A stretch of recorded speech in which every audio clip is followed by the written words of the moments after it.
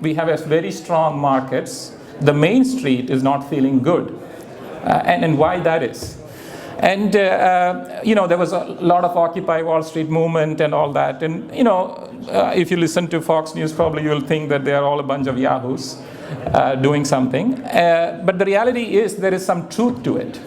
There is some truth showing up in data points that the average person on the street hasn't benefited from all this kind of market boom, which Wall Street and anybody in and around the capital markets have benefited from. So I'll kind of give you some examples of why that is the case. One of the best measures to do that, I mean, there are tons of measures and every measure has its own, limitations, is median household income. If you look at the inflation-adjusted median household income in US, the first bar is $56,000, was during the time of Bill Clinton, 1999. And 2012, we are sitting at 51,000.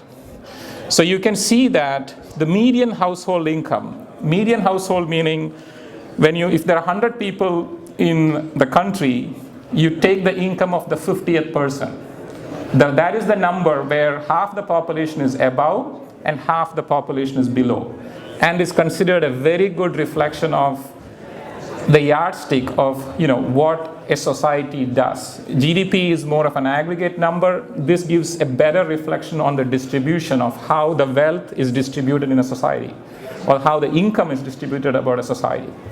And that number is stunning, because what it shows is, Bill Clinton left the presidency, George Bush left the presidency, now Obama is leaving the presidency in another 2 years, and our income levels haven't changed. And you look at the stock market, S&P touched all highs, 2000.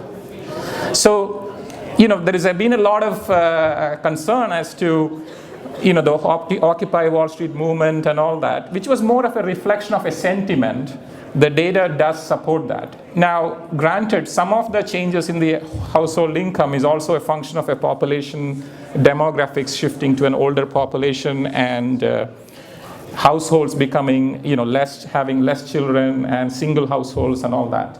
But even after adjusting for all that, there are numerous studies which says the average person on the street has not benefited for all the growth in GDP and all the growth in stock market and all the people who are making money in and around the markets.